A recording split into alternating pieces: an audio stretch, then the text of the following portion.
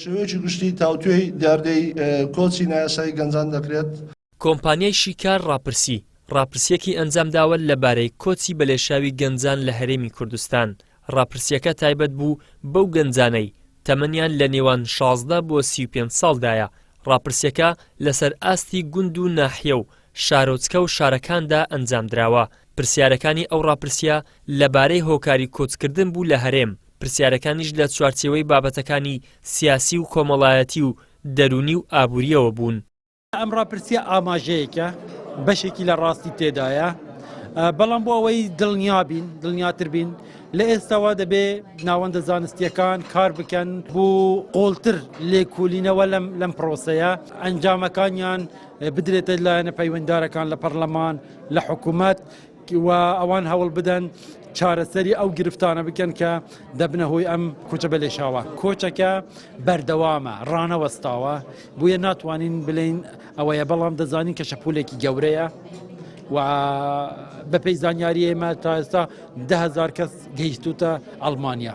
چاڵاکوانانیش پێیان وایە دەبێت لایەنە پەیوەندیدارەکان گوێ لەم دەرئەنجامانە بگرن بەهۆی ئەوەی ئاماژەی مەترسیداری تیادا باس کراوە.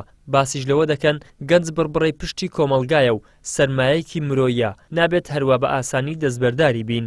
هۆکارەکان لە هۆکاری ئابووری و هۆکاری کۆمەڵایەتی و هۆکاری پەروەردەیی و هۆکاری سیاسی خۆیە بیرێتەوە، هەروە جگە لەوەش کە باس لە سەروەرنەبوونی یاساکرا لە ناوەڕۆکی کۆنفرانسەکە. ئەمە بە شێوەیەکی گشتی ئەو هۆکارە نەبوون کە وەکو خاڵێک دەستنیشان کران بۆ ئەوەی کە هەندێرێک بێ بۆی هاوڵاتیان ڕوو لە وڵاتانی ئەوروپا بە شێوەیەکی نایاسایی وە سنوورەکان بگەنەبەر و سنووری وڵاتان بشکێنن. ئەوەی کە تێبینی دەکرێت و مەترسیەوە جێگەی نیگەرانی ئەمە بەڕاستی گەنجان سەرمایەکی نیشتیمانی ئەم و ئەو هاوڵاتێنی کە ڕوو لە هەرێمی وڵاتانی تر دەکەن. ئەمە بەڕاستی بە شێوەیەکی گشتی مەترسی هەیە لەسەر لە دەستدانی سامانێکی نیشتیمانی و سامانێکی نەتەوەیی کە ئەتوانم بڵێم لە کۆتاییدا لەوانەیە زۆر بە شێوەیەکی مەترسیدار و زەرەرناک لەسەر هەرێمی کوردستان بشکێتەوە.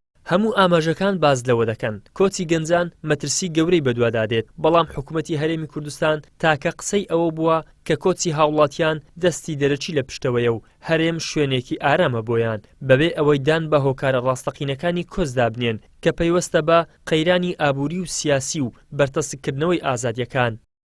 ئیدریس محەممەد، کەناڵی ئاسمانی پێام، هەولێر.